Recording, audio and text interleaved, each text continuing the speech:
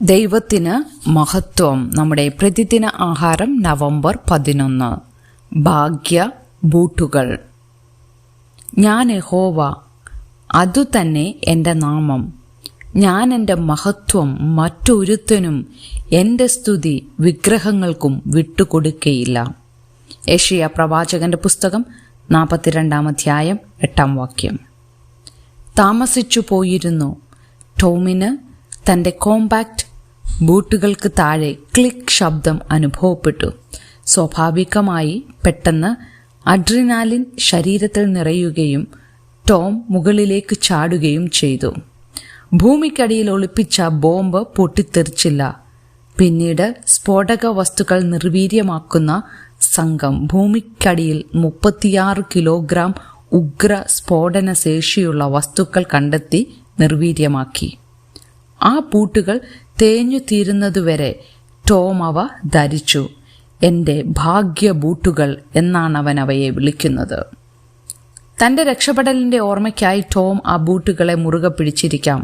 വസ്തുക്കളെ ഭാഗ്യമായി കണക്കാക്കാനോ അവയ്ക്ക് അനുഗ്രഹീതം എന്ന് കൂടുതൽ ആത്മീയ ലേബൽ നൽകാനോ ആളുകൾ പലപ്പോഴും പ്രലോഭിക്കപ്പെടുന്നു. നാം ഒരു വസ്തുവിനെ, ഒരു ചിഹ്നത്തെ പോലും ദൈവത്തിൻ്റെ അനുഗ്രഹത്തിൻ്റെ ഉറവിടമായി കണക്കാക്കുമ്പോൾ അപകടം വരുന്നു. ഇസ്രായേലിയർ ഇത് കഠിനമായ രീതിയിൽ പഠിച്ചു. ഫിലിസ്തീയ സൈന്യം അവരെ യുദ്ധത്തിൽ പരാജയപ്പെടുത്തിയിരുന്നു. ഇസ്രായേൽ പരാജയം അവലോകനം ചെയ്തപ്പോൾ യഹോവയുടെ നിയമപ്പെട്ടകം യുദ്ധമുന്നണിയിലേക്ക് കൊണ്ടുപോയാലോ എന്നൊരാൾ ചിന്തിച്ചു. അതൊരു നല്ല ആശയമായി എല്ലാവർക്കും തോന്നി. എല്ലാത്തിനുമുപരി ഉടമ്പടിയുടെ പെട്ടകം ഒരു വിശുദ്ധ വസ്തുവായിരുന്നു.